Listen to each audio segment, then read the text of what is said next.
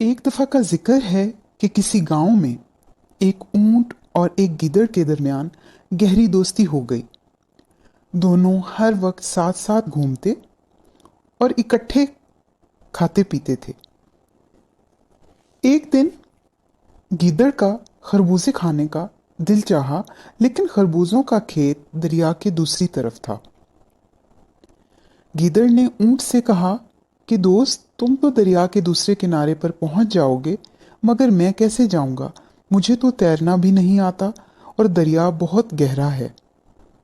ऊंट ने जवाब दिया कि तुम फिक्र मत करो, मैं तुम्हें अपनी पीठ पर बिठाकर दरिया के दूसरे किनारे ले जाऊंगा। दोनों दोस्त दरिया की दूसरी तरफ पहुंच गए और खरबूजे खाने लगे। गीदड़ का पेट चूंकि छोटा था, वो जल्दी भर गया और उसने खेत के किनारे पर बैठकर चीखना शुरू कर दिया और जोर जोर से आवाजें निकालना शुरू कर दी। ऊंट ने गीदड़ को मना किया कि ऐसा मत करो, लेकिन गीदड़ बाज ना आया। उसने दोबारा से चीखना शुरू कर दिया।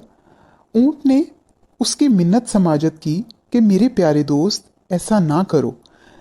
एक तो मेरा पेट अभी तक नहीं भरा, और दूसरा, तुम्हारी आवाज सुनकर किसान आ जाएगा और मेरी खूब पिटाई करेगा।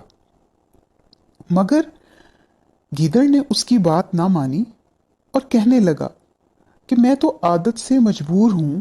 अगर मैं खाना खाने के बाद ना चीखूं तो पेट में दर्द होना शुरू हो जाता है।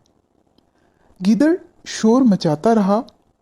उसकी आवाज सुनकर किसान और उसके बेटे लाठियां लेकर वहां पहुंच गए।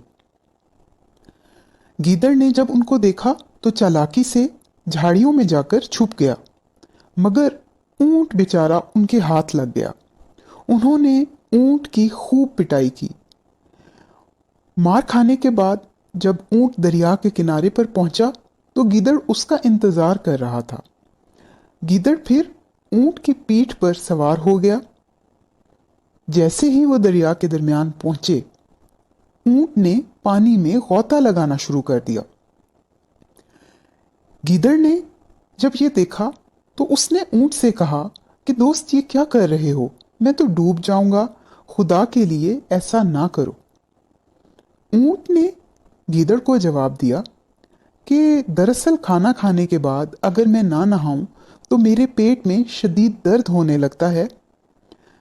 ये कहकर उसने पानी में गोता लगा दिया। गीदड़ तेज लहरों में बह गया और चंद